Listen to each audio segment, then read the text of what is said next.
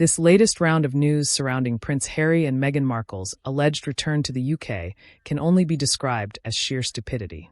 Honestly, it's hard to find enough words to describe it. Unbelievable, ridiculous, absurd.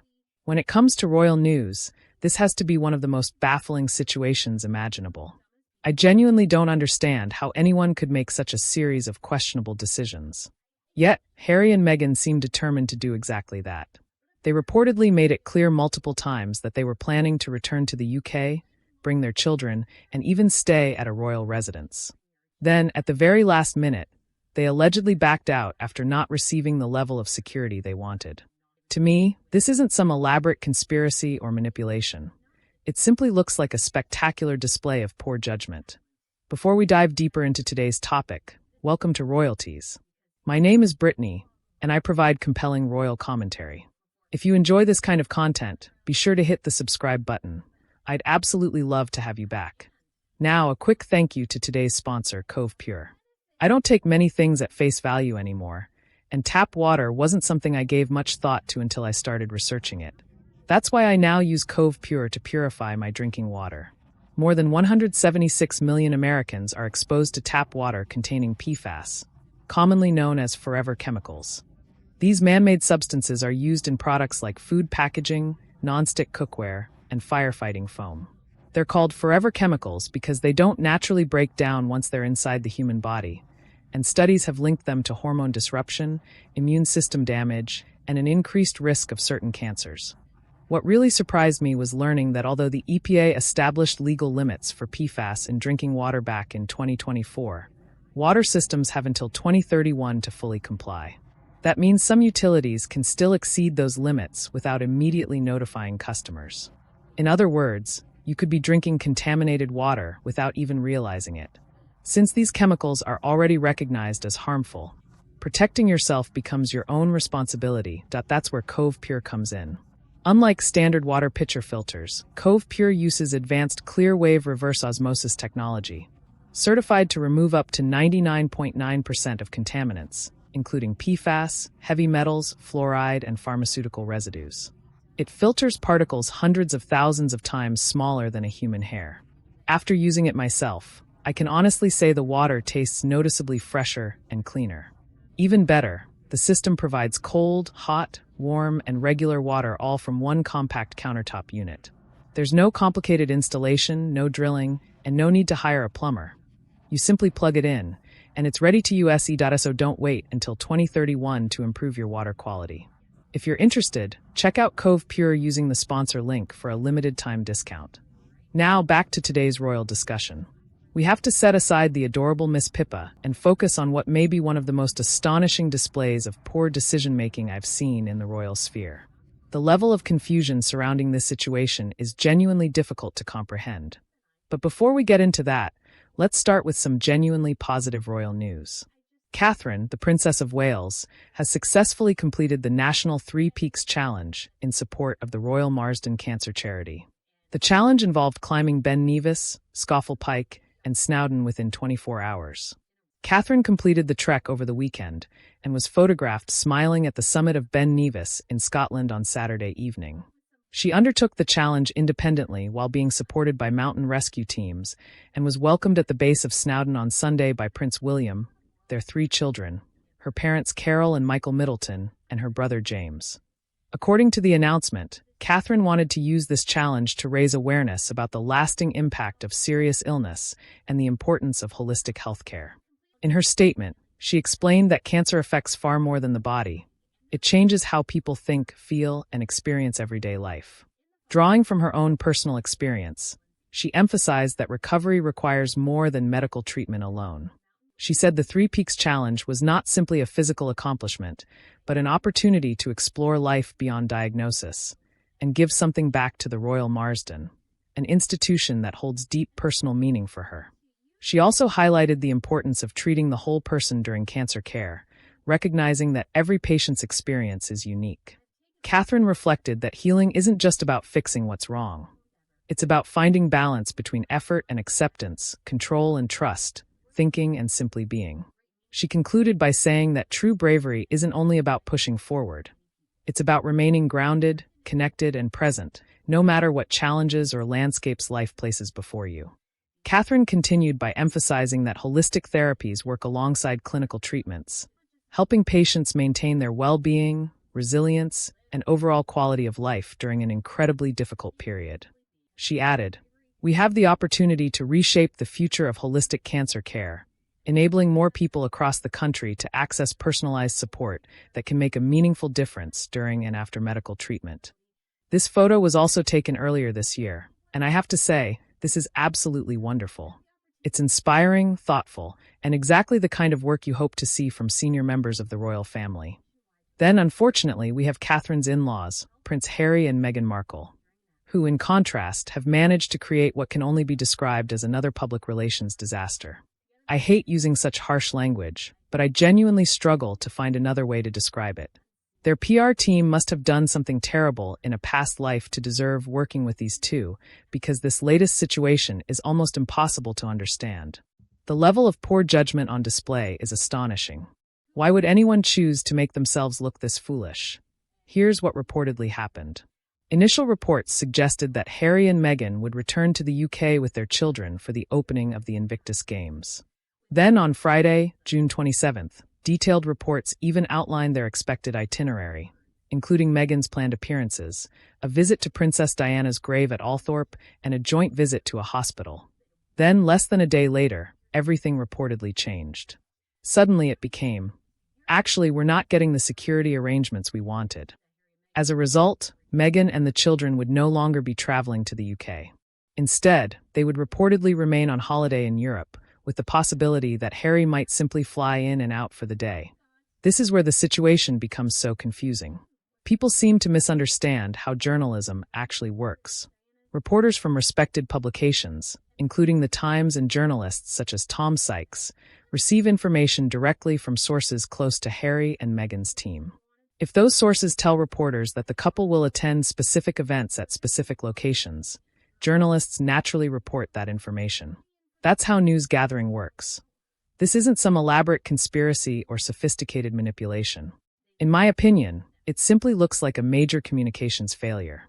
Harry and Meghan aren't coming across as strategic masterminds.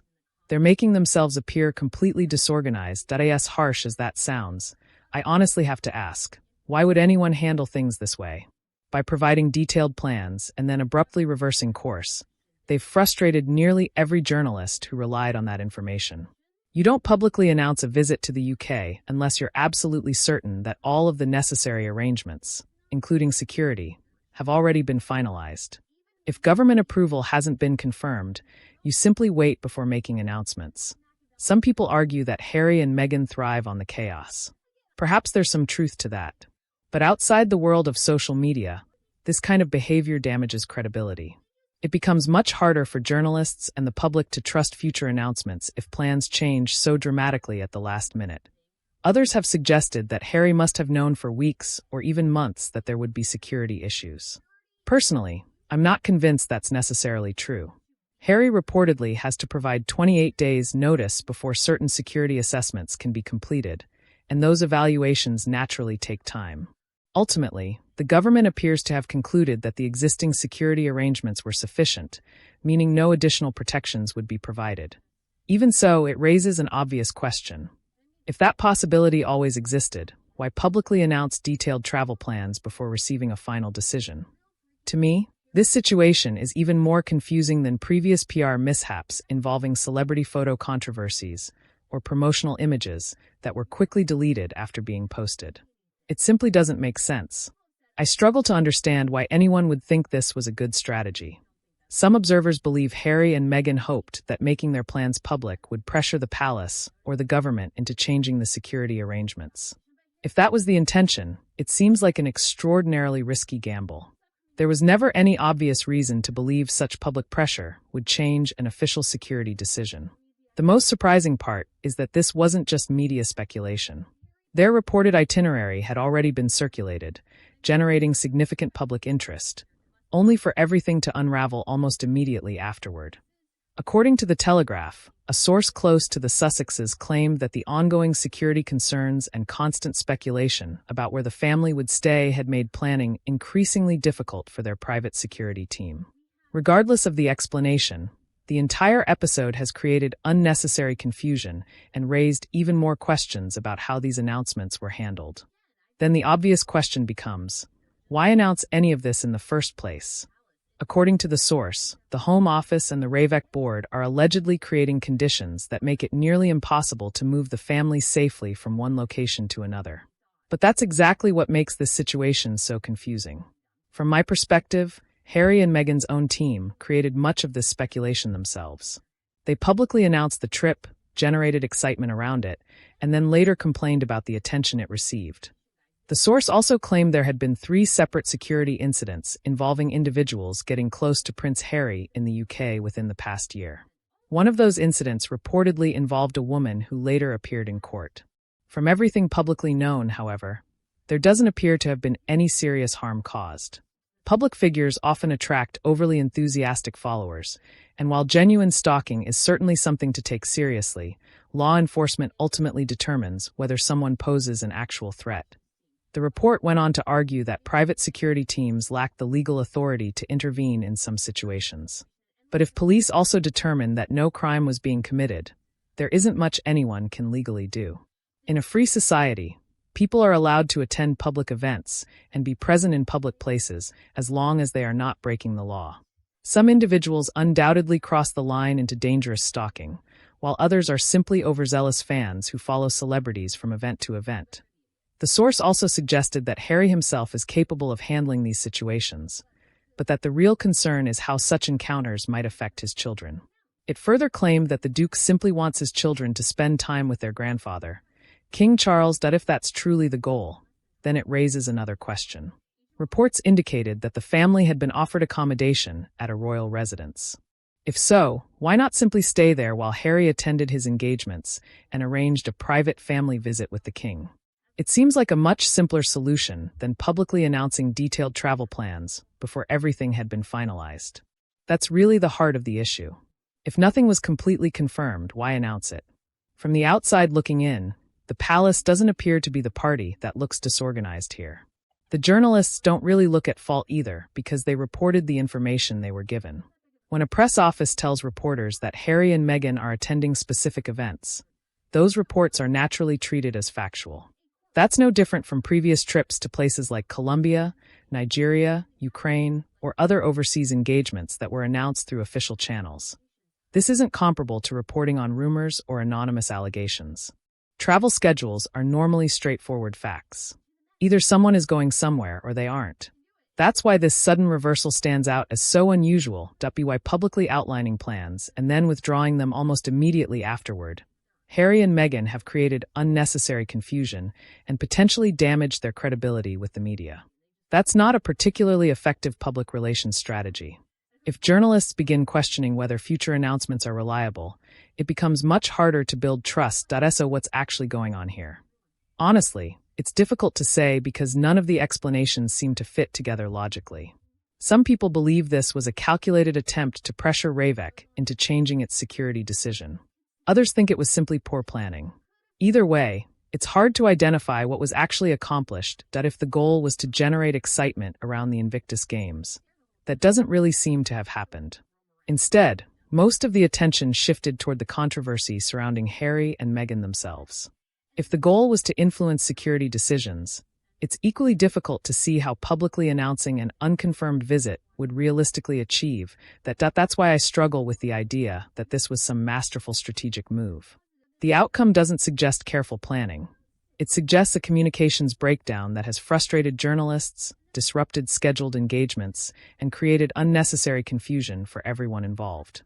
From a public relations perspective, this has been a difficult episode.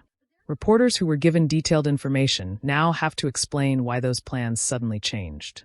Organizations that were reportedly preparing for visits have likely had to adjust their own schedules. Meanwhile, the public is left wondering why the couple can reportedly travel elsewhere in Europe, while claiming that visiting the UK presents insurmountable security challenges. Whatever the explanation may be, the situation has become far more complicated than it ever needed to be. At this point, it seems the only thing preventing Harry and Meghan from traveling to the UK is their own decision-making. Reports reference a handful of non-violent incidents involving individuals approaching Prince Harry, But if the Metropolitan Police have conducted their assessment and concluded that the existing security arrangements are sufficient, then what exactly is the remaining issue? From this perspective, the security concerns appear to be driven more by personal fears than by the official risk assessments. That's why the entire situation feels disconnected from reality. If the authorities responsible for evaluating threats have determined that the current level of protection is adequate, it's difficult to understand why the trip would suddenly be cancelled after publicly announcing it. I honestly struggle to see how anyone thought this strategy would end well. Every time I try to connect the dots, it feels like the logic simply isn't there. How do you get from announcing a detailed itinerary to canceling major portions of the trip only days later? It doesn't seem as though there was a clear plan from the beginning. Perhaps they believed that making the visit public would somehow lead to the outcome they wanted. If so, that was a serious miscalculation. Looking at the bigger picture, the only result has been unnecessary frustration for almost everyone involved. The media has been left looking misled after reporting information they believed was accurate. Charities and organizations that were reportedly preparing for visits may have had to rearrange their schedules. The public has been left confused by yet another sudden change in plans. None of this appears to have been necessary. This is why Harry and Meghan often seem to become their own biggest obstacle. Instead of strengthening relationships with the press, charitable organizations, or the public, situations like this tend to create more skepticism and frustration. Whatever the internal discussions may have been, the execution has been remarkably poor. If security arrangements were still under review, as many observers believe, then the obvious solution would have been to wait until every detail had been finalized before announcing anything publicly. Security assessments naturally take time, and once those evaluations are complete, authorities determine what level of protection is appropriate. If the final assessment concluded that no additional security measures were necessary, then releasing a detailed itinerary before receiving that decision only made the eventual reversal far more embarrassing.